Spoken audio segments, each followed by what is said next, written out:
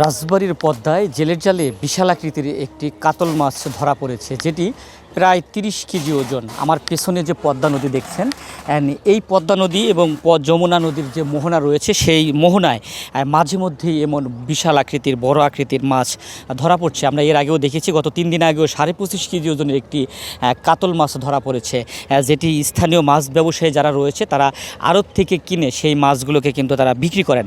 আজকে সকালে যে মাছটি ধরা পড়েছে সেই মাছটির ওজন প্রায় 30 কেজি, সামান্য একটু কম রয়েছে 30 কেজি থেকে। সেই মাছটি কিনে নেওয়ার পর সেই মাছটি প্রায় 70,000 টাকায় এক প্রবাসীর কাছে বিক্রি করা হয়েছে। আমরা যেই মাছটি যিনি কিনেছেন, স্থানীয় যে মাছ ব্যবসায়ী রয়েছে এবং আড়তদার রয়েছে চান্দুমোল্লা আজ আমাদের সাথে রয়েছে। তিনি এই ঘাট এলাকায় আমরা দেখেছি যে পদ্মার যে বড় মাছগুলো রয়েছে সেই মাছগুলো তিনি কিনেন এবং অনলাইনের মাধ্যমে দেশের বিভিন্ন এলাকায় তিনি কিন্তু সেই মাছগুলো বিক্রি করেন। আর আজ আমাদের সাথে যুক্ত হয়েছে চান্দুমোল্লা। আমরা একটু চান্দুমোল্লার কাছ থেকে জেনে আসি যে আজকে যে মাছটি ধরা পড়লো সেই মাছটি আসলে কত টাকা দিয়ে কিনেছেন, কোন জেলের কাছ থেকে কিনেছেন, কিভাবে বিক্রি করলেন যদি।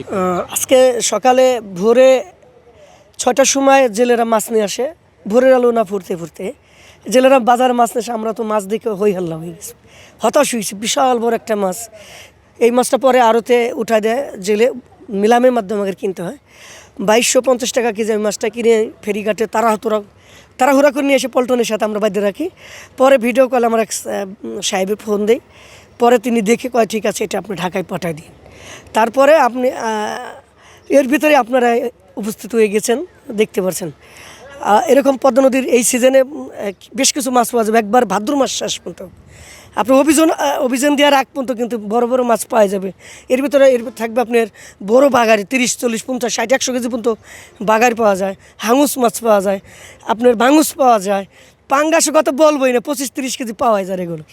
এই মাছটি কত টাকা কেজি কিনলেন? এটা আমি কিনছি 2250 টাকা কেজি, কিন্তু এটা আমি বিক্রি করছি সামান্য লাভে, 50 টাকা লাভে, 2300 টাকা কেজি। আপনারা শুনছিলেন যে সেই মাছটি কিন্তু 69,000 টাকায় একজন প্রবাসী কিনে নিয়েছেন। তার কাছে সেই মাছটিকে কিন্তু তারা লোক মারফত সেই মাছটিকে পাঠিয়ে দিয়েছেন।